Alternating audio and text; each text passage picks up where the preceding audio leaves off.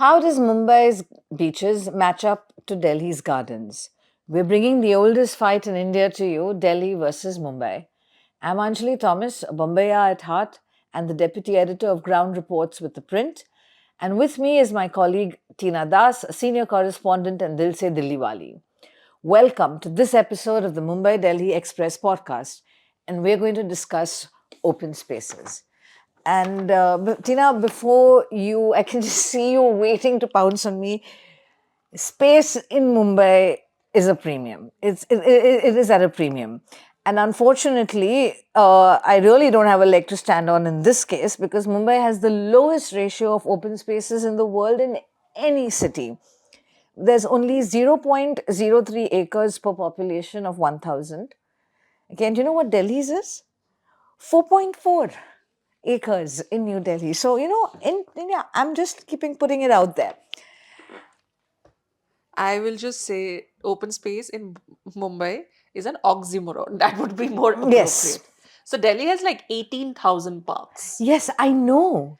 And that is what probably helps people have some semblance of sanity in this very crazy kind of space, because anybody who's lived in Delhi would know that it is very chaotic. I mean, of course, Mumbai is also extremely Mumbai is a chaotic. hustle city. So, But I feel like, and I think I've spoken about this. But look at auto walas there. Look at generally people there. Their demeanor never like sort of shows the chaos. What I'm trying to say is like there's no anger sitting at the top of the head in Mumbai the way Delhi is. What I'm saying is I feel like if people are balanced here, it is because of those parks where you can really like you can always have like these uncles and aunties crack of dawn. You may not be able to hear a chicken crow at crack of dawn in Delhi. You will hear somebody at a laughter club howling. that You would know, drive me insane. yeah, but you would always hear it. And I think, however, and something we spoke about when we are talking about again in rent is that it's the residential societies, I think you have to give credit to where credit is due, who have maintained a lot of these, at least the internal parks or the parks right outside a lot of these There's a societies. small park right outside my house. I mean, I love it. I just, but it's just, there are just very few months that I can actually use them because it's either too hot or too cold. But I'm Yeah. waiting for November because when I first came to Delhi, I saw people having picnics in parks. They'd spread out these mats and they'd sit and they'd eat and there'd be people playing. And it's free for the most part. Most of the parks are free. It's just it's been amazing, and now I can understand what my Delhi friends meant because I live in a part of Bombay where there are 5 gardens, and it's called 5 gardens. And I'd be like, "See our gardens," and and my friend would be like, "What gardens? I don't see any." And he was not joking. And I was like, there, right in front of you. And he's like, that's not a garden, that's an island. They're like, those traffic islands. And those are traffic islands. And I thought he was just kidding. But, in comparison to Delhi's parks, Bombay, I think the Mumbaikar is once again shortchanged. Having said that, in the island city you have the culture of the Maidan culture. You've got Oval Maidan, Azad Maidan, Cross Maidan, and then in Shivaji Park in Dadar. So that Maidan culture where people come out, play cricket, is there. Now, what I've also know, and but it kind of shrinks as you move away from the island city, as you go further and deeper into the suburbs. Whether it's Joggers Park or any of the others, they become smaller and smaller. And do you know this?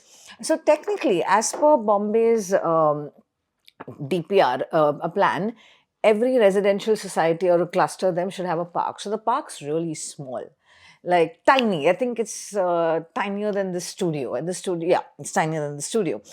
There will be a temple or a mandir or something somewhere in one corner, and then there is this walking path. And because it's so small, and because there are so many people, there are many of these smaller neighborhood parks have clockwise and anti-clockwise walking rules. You can only walk in one direction. Yeah. So I actually got caught with the watchman like chasing me because I decided to walk against the tide.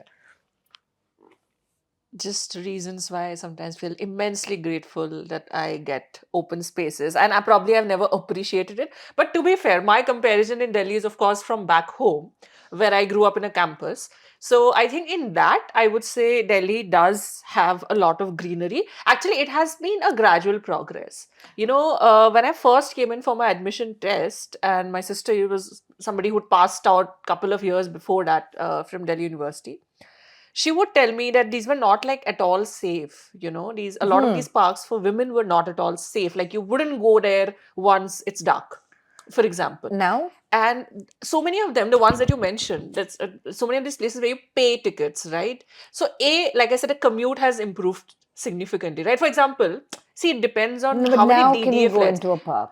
No, yeah, that's what I'm saying. Like that's a very different experience for me while studying here and all of it. Probably because in the locality I stayed when I first, come came to stay in Delhi, my PG. Of course, the PG was in a very erratic, chaotic sort of a place, but right next to it was a residential colony, which was like very upscale.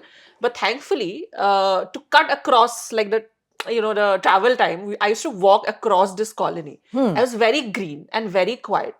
So, and inside there, that colony, there were these small pockets or parks, and those became safer, right? Because it's already a gated colony, so it already has a lot of security. So I would feel slightly less afraid walking into that kind of a park as opposed to maybe the park which was in my area, which was slightly more chaotic, right? Yeah. Because I would feel like, oh, there are a lot of security guards that I can see.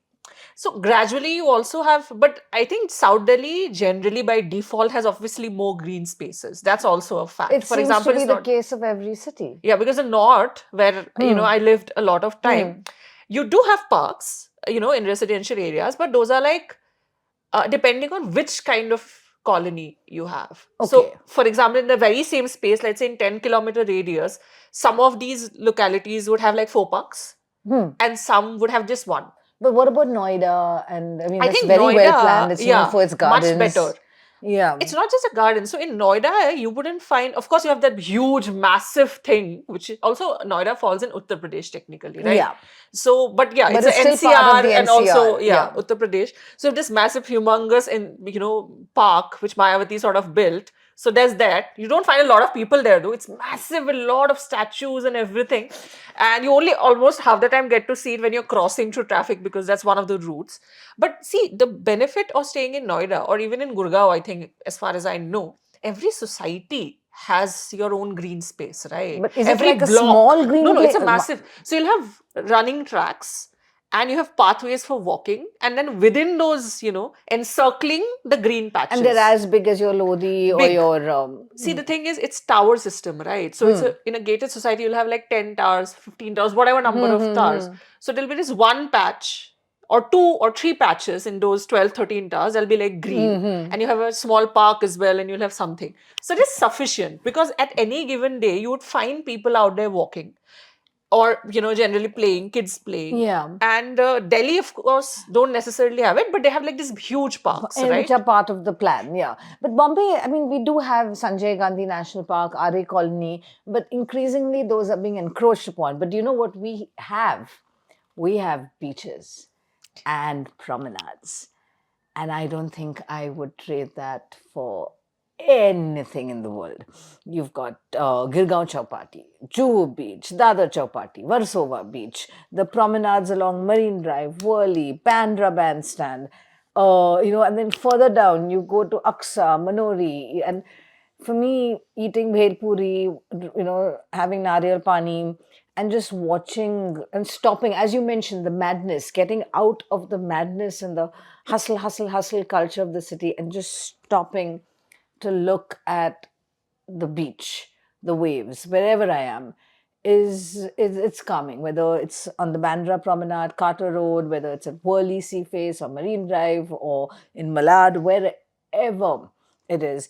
And when it rains, you'll have couples sitting there under umbrellas making out. I think And that they is make out irrespective of the weather. okay. Also, just pointing out, it is more geography than actually anything planned. Because now, what you mentioned about encroachment is happening on Marine Drive. Because I, who've grown up, would never been to Bombay until like 3 years ago for the very first time. my visuals of the city, because that city only has these few open spaces in the name of beaches, that's what would end up featuring in movies, right? Especially with something like a Wake Up Sid, which shows what you just said, the rain. So you had Wake Up Sid, which was for a lot of people the movie about somebody moving to I Bombay. loved it. See, usually you have that for Delhi because of course it has more space and all. Of course, that movie showed what it would be like. If you're all the way you're coming new to the city and you have a certain kind of job, where would you stay? What? Of course, it was also unrealistic because it set standards for how you should set up your room if you live on your own. Yeah, But but of course, it had that last scene, like the movie ends with the two protagonists, of course, uniting in the rain in Marine Drive. So, of course, your imagination as a but viewer runs wild. there's Carter Road and there's also Aksa, Manori. There are I have been to all spaces. of those places. So the thing is, for me, I feel like as a person, of course, I'm from a place where there are mountains, but I generally am drawn to beaches. So trust me, I've gone to, and this is not coming from a place of ignorance. So, but the first view of Marine Drive right now is just sad. Right now, yes, but It's just very sad because half the thing is you can't sit. And I remember sitting like with, I don't know, 200 other people Yeah. with no air to pass through between us. And but everyone adjusts. yeah, I'm not saying, of course. I mean, Bombay, how will you survive if you don't adjust? Look at the houses, look at everything else. We I are mean, an there's barely adjust culture. there's no space. You have to adjust. It's not like you have any other choice. I've been to Juhu Beach in the morning. I've been to Versova Beach in the morning. Pretty dirty though. You'll have to give it to that. Like, I love beaches. Trust me, I'll take Yeah, it well, over you can't anything. compare it to Goa's. Of course, I'm not compared to anything. I'm saying they're very dirty. No, they have improved. No, they have not. Like, literally visited last month, 2 months ago. They have just not. Trust me, it's my ritual. No matter when I go to Bombay, I'll wake up early. I usually go to the beach. I try to walk. I take an auto. Like, it's my thing. I feel better because, of course, I'm also traveling for work. So the rest of the day is going to be packed. I had a friend who took me to, a bandstand, and I was very enthusiastically walking. She's like, Tina, don't walk too fast. It'll end very quickly. And No. yeah, it is true. You know that. She's like, the way you're walking, it's like it's a huge stretch of road and you'll keep walking. She's like, it's going to end right there. So don't. Yeah, but this when you talk about the promenades, it reminds me of Worli. And growing up in college, I used to sometimes, after partying all night, I would go to the promenade at Worli, the Worli Sea Face, sit there, and watch the sunrise. And then there would be a bakery, and for the name, and life of me, I've forgotten the name. And they would they would start work at around 3 o'clock in the morning because Bombay is a city that doesn't sleep. So that morning shift of baking bread, and we would get croissants for 3 or 5 rupees, and eat that like at around 5 o'clock in the morning, and then take the Mumbai local back home. And those little moments of space are sacred. And I think my take home for this would be that Mumbaikars deserve so much more. I think Delhi is the best in winter season. I mean, minus the pollution, of Oh, course. yes. But what has improved over the years definitely is that a lot of these massive parks surrounding especially monuments or close to monuments. For example, look at Sundar Nursery. That's obviously the more That's also more expensive. it's more There are expensive. beautiful ones that are free. Yeah, but what I'm trying to say, you have Garden of Five Senses, which is more or less free, which has been free all the life in Saket. I mean, you have the restaurants that if you go to that particular area, you'll have to pay and stuff. But generally, it has been free. And Hoskas, people now know Hoskas for party. I mean, of course, the party culture also sort of died out now. But, I think when I was in college, everybody said there's a deer park. And, my head was like blown because my college was like 2 kilometers away. I was like, how can there be deer in Delhi, right? In the back. And then I actually saw, oh, there are deer. So you have Safdarjung, that enclave. You have the deer park. And then you have you have, of course, the Hoskas fort and the surrounding It's beautiful. lake. It's stunning. And Yeah. I realize in Delhi, you literally find in the middle of nowhere. The same thing I would say for where I used to say in Model Town. It's called Naini Lake, which is like the Nainital wala Naini Lake. And somebody kept saying, oh, you stay. And I didn't know. I used to say it was like literally a kilometer away from my house. And somebody said, oh, you shifted to Model Town, there's a lake. And my brain, because, the rows of houses and tiny gullies, my brain is like, where? How can there be lake? I thought maybe there used to be some lake.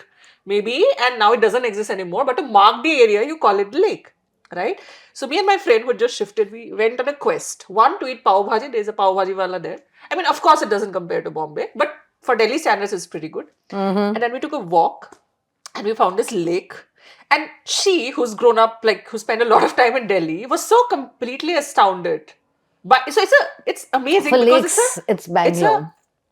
it's basically a colony, residential. It's not even a gated colony, right? So there's houses surrounding, and there's bang in the middle of it, there's this water body, and there's a pathway to walk around, and then there are also swans and geese. And it's like a tiny island sort of a thing they have built. There used to be boating also at It one sounds point. lovely. And so the birds are there, it's evening, right? So I can spot them. The swans are sort of gliding across the water. I kid you not, my roommate, who's still struggling to accept that this exists, goes, "Oh, those are plastic ducks." Very confidently, she says it. Right? And she's like, "Those are ornamental stuff they must have put up. No, this should be boating and all." And the amount of conviction she had, I thought, yeah, maybe I am an idiot. Maybe, I'm colored. My views are colored by, from Assam and all. And then it glide very close to us. And I said, you need to get your eyes checked for real. But yeah, you do have these surprises which are pleasant. Yeah, and the next time when you're in Bombay, stop by at Banganga. I will try. And on this note, we'll end the podcast. This was a lovely trip down memory lane.